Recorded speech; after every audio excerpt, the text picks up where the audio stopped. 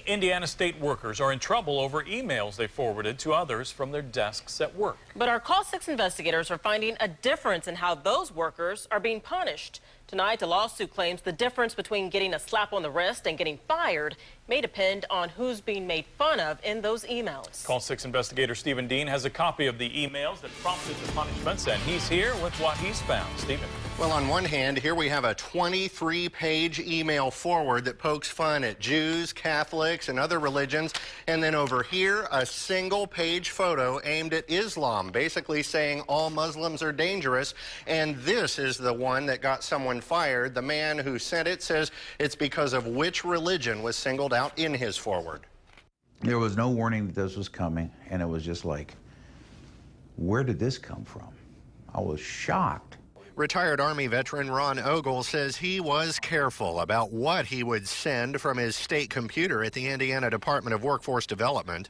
Anything that was degrading to any individual or anything like that, 90% of the time I just delete it, just get rid of it. After 5 years on the job, he says he typically receives so many forwards from other state workers, he didn't give much thought to the state's computer use policy for all employees. My job was not just a job, it was a passion. A passion because it was his job to help other veterans find work.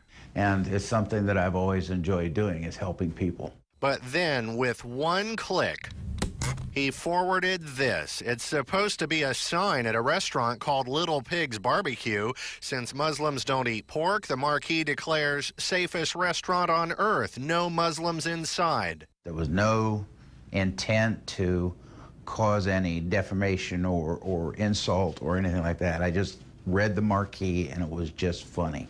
How do you look at it in hindsight? I still don't believe that it was anything that was really derogatory. It's actually a restaurant in Asheville, North Carolina that never posted this message. It was photoshopped in by someone, and then Ogle says he forwarded it only to other veterans inside his department and beyond.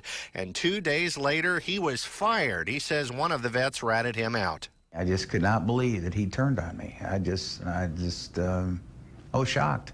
A new study of online loafing in the journal Computers and Human Behavior says 60 to 80% of our online surfing on the job has nothing to do with work. For Ogle, he appealed his firing and won his job back at full salary with back pay.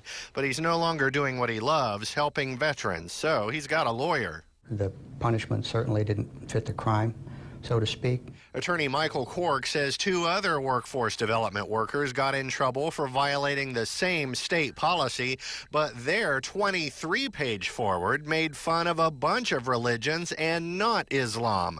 They were each suspended 5 days and were not forced from their jobs. The state agency, the Department of Workforce Development, seems to be treating Islam with a definite preference.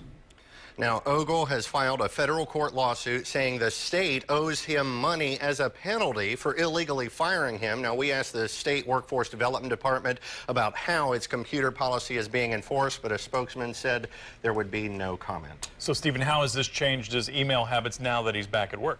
In a big way. He says he's cautious about everything, and he says this is really a lesson to us all. He says if you think you're forwarding something only to friends, remember, they may not be your friends at all. All right, something we should all think about. Everybody. All right, Stephen, thank you.